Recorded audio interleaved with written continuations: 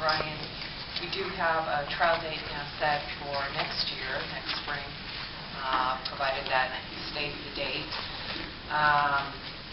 We also talked about line of credit, and we'll get into that today.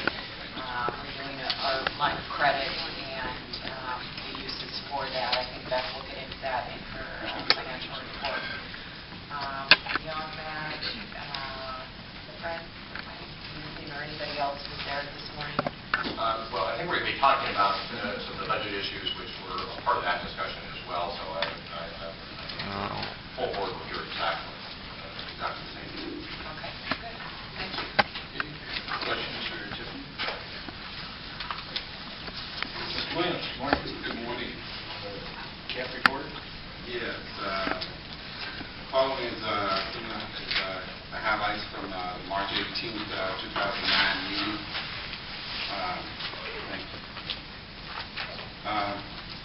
High capacity transit study. The staff reviewed the recent study completed by Metro Incorporated and TRIMET on the proposed future of high capacity transit.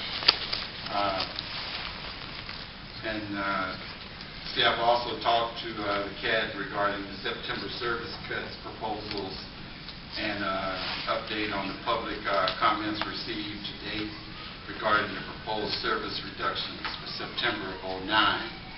And also reviewed the potential impact of the cuts on the lift service area boundaries. Because if we cut service at the edge of our jurisdiction, we go a mile, three-quarters of a mile to a mile past that, and how that would affect those people at the edge of the boundaries. So we had a long discussion about that as well. Okay. Questions? I'll ask the general manager to introduce our next topic. We have Judge Cancer here. Yes. Okay.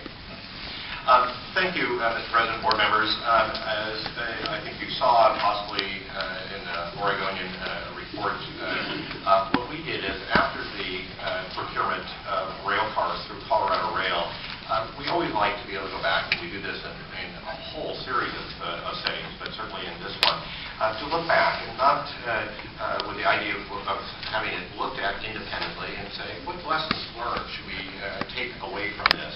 And one of the individuals in whom I have just absolute confidence that brings common sense and isn't close enough to it to be able to kind of be too tied down into the detail, but rather be able to see it from an outsider's perspective is Jake Tanzer, former Justice of the State Supreme Court, somebody who I think is just commonsensical about his look at things. We asked Jake to be able to look broadly at this. There were no constraints on him to be able to look at how the transaction came together. Were there lessons to be learned? You have seen the report. We have actually sent it along to you and some of the summary from it. But I'd like to ask if that would be all right by you, Mr. President, to ask Jake to come up and give a bit of an outline of it, and then obviously be open to any questions you all have. Great. Oh, right. Probably there is the easiest. Okay. Good morning, Judge. Good morning. Thank you. It's a pleasure to privilege to be before you. I'm going to assume that you've reviewed the report, and I'm not going to repeat what is in it. That will take a long time to do. I will tell you that I had cooperation throughout the organization, and I appreciate that very much. I think that you get the general idea that the organization found itself in a challenge in a situation where there was a risk to completing its function, and took steps as it could and as it foresaw to minimize the risk, contain the risk as they went forward. They recognized it. They tried to take practical steps. Those steps turned out not to fully protect TRIMET. And so as difficulties arose and signs came that Colorado Railway was not going to be able to perform properly under the contract, there system of surveillance or observation of the process was adequate, that they were able to jump in with pretty good alacrity to deal promptly with the situation. They could not contain the risk generally. My impression, I start with the idea if something goes wrong, something wrong preceded, either an act or omission by the agency that should have occurred. And I didn't find it here. I found that they were careful, that they took adequate and reasonable and common sense precautions in their contracting and in their monitoring of the performance. The recommendations that I made are not, I don't think, brilliant or extraordinary, but what they are empirical conclusions that came from seeing what happened. Most of the steps that I advised as recommendations, should the agency find itself in a similar position in the future, are steps which were taken, but they were taken after the problem was discovered.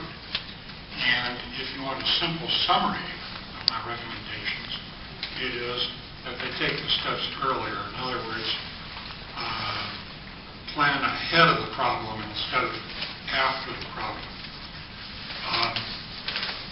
When you're in a situation, if you are in that situation again, of a sole provider, it's financially unstable, can't be certain of performance, put in the monitoring, put in the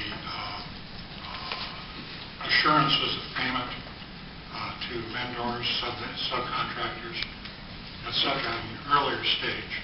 In other words, get ahead of the problem, not scramble to cure the problem after it occurs.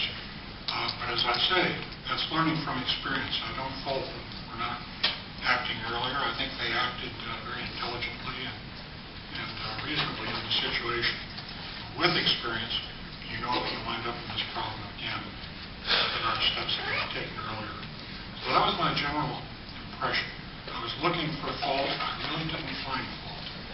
I was looking for lack of teamwork. I found excellent teamwork. I was looking for breakdowns of communication. I found none.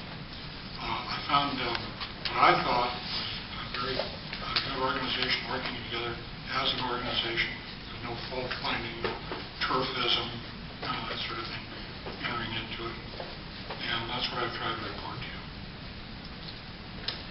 Very good. I have read your report, and the suggestions that you make are excellent, and I know will be taken seriously within the agency, and we're delighted that you were able to reach those conclusions.